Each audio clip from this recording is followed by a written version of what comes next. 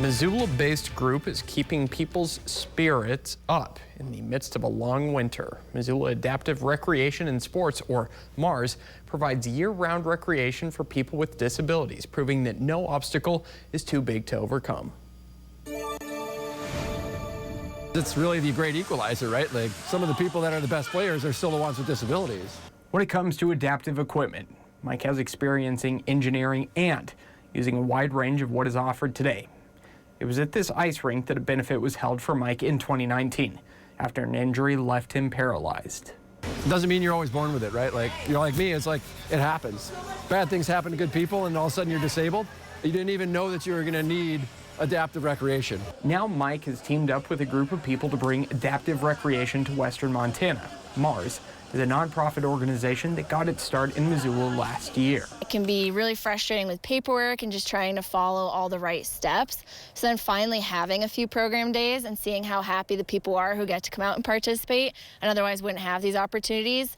Like every time we have a program day, it's a reset of like, yep, this is exactly why we're doing it and we're gonna keep going and we're gonna make it better. MARS strives to help anyone with a disability to get out and live. This is what's kind of good for me, is being back on the ice.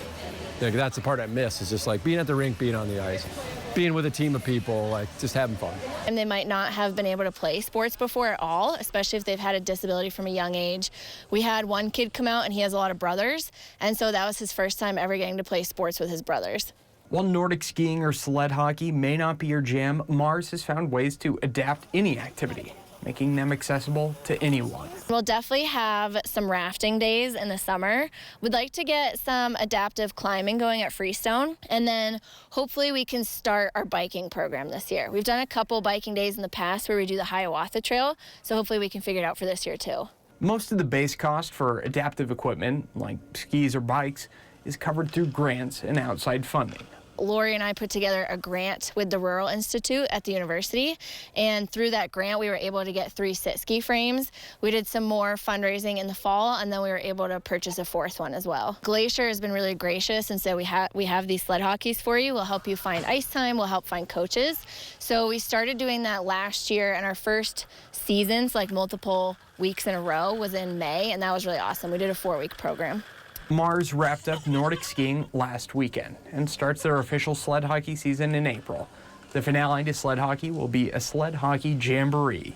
There's gonna be players coming from Helena, Butte, Whitefish, and Bozeman, maybe Billings, and try to get at least 4 teams together that we can play a little mini tournament.